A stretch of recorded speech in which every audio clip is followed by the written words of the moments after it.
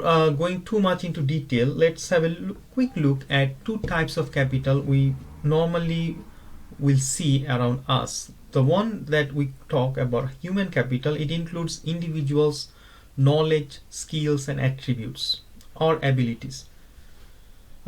This type of capital can be cultivated through investments in education, training, healthcare, or so on. It can be grown throughout the traditional education system or through several different types of training when an individual goes through their practical life.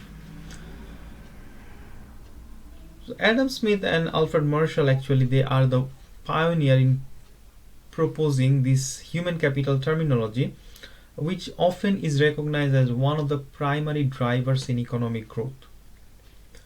Natural capital, on the other hand, is relates with the planet and the natural resources that we utilize for our day-to-day benefit.